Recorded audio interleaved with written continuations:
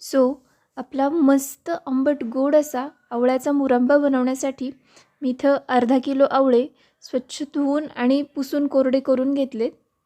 आणि इडलीच्या भांड्यामध्ये पाणी टाकलं आहे. म्हणजे आपण इडली स्टीम करायला जसं पाणी टाकतो तसं पाणी टाकलं आहे. इडलीच्या प्लेट्समध्ये हे आवळे ठेवून घ्यायचेत.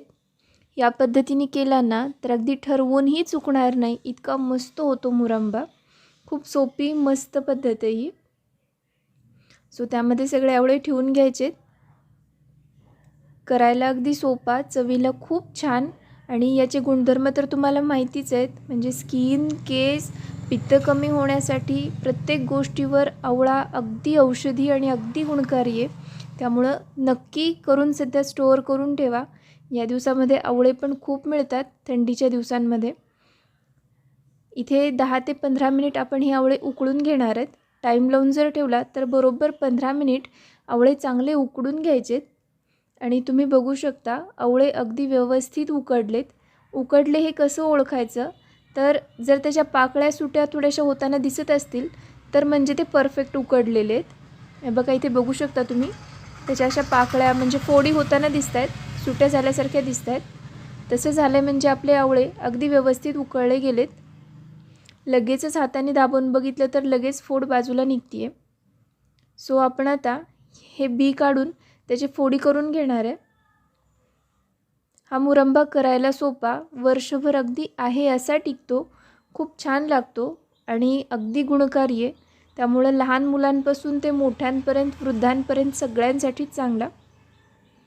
आवळ्यामधले बी काढून मी इथं स्वच्छ करून घेतलेत आवळे, त्याच्या फोडी करून घेतल्यात उकडलेल्या आवळ्यांच्या. त्यामध्ये आपण घालतो आता साखर. तर इथे मी जर कपनी मोजलं तर या 2 कप फोडी झाल्या होत्या गच्च भरून. त्यासाठी मी घालते आहे 2 कपपेक्षा अगदी थोडीशी कमी अशी साखर, म्हणजे 1.5-2 कप साखर घातली आहे मी. तुम्ही जर मापाने घेतलं, समजा अर्धा किलो आवळे असले तर त्याला अर्धा किलो साखर लागते. अर्धा किलोपेक्षा एक थोडीशी कमी घालायची, म्हणजे खूप जास्त गोड होत नाही. व्यवस्थित मिक्स करून घ्यायचं आणि 10 मिनिट असंच ठेवायचं आहे. म्हणजे ते साखर आणि आवळ्याला मिळून असं छान पाणी सुटतं आणि मग मुरंबा करायला पण खूप पटकन होतो. अगदी 20 मिनिटामध्ये तुम्ही हा मुरंबा करू शकता. 20 ते 25 मिनिटात खूप मस्त होतो, टिकतो पण छान आणि चवीला पण अगदी परफेक्ट होतो. म्हणजे खूप जास्त असा गोड नाही किंवा खूप जास्त आंबट नाही असा होतो. सो आपण याला असंच एक 10 मिनिट ठेवून घेऊया साखर मिसळून. एक 10 मिनिट ठेवून घेऊन साखर आणि आवळ्याला थोडंसं पाणी सुटल्यासारखं झालं की मी त्याला आता बारीक गॅसवर शिजायला ठेवलं आहे. अधूनमधून हलवून घ्यायचं, म्हणजे आवळे असे कडक होत नाहीत. साखरेमुळे बरेचदा आवळे असे घट्ट किंवा त्याच्या फोडी अशा कडक झाल्यासारख्या होतात, तशा होत नाहीत. सो बारीक गॅसवर आता आपण याला होऊ देऊया. साखरेमुळं सुरुवातीला पाक खूप पातळ वाटत असला तरी जसे जसे आवळे त्यात शिजतील तसा तसा पाक थोडासा घट्ट व्हायला चालू होतो. मी बघू शकता आवळे चांगले ऑलरेडी आपण त्यांना उकडून घेतलेले, आता पाकात शिजवून घ्यायचे.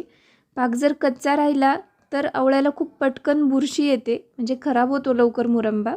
आणि खूप घट्ट झाला तर अगदी कडक होतो आणि मग असं साखर साखर आवळ्यावर आल्यासारखी होती. त्यामुळं पाक करताना लक्ष द्यायचं. आपल्याला साधारणतः 1 तारीपेक्षा थोडासा घट्ट पाक हवा आहे. तसा पाक झाला की गॅस बंद करून घ्यायचा.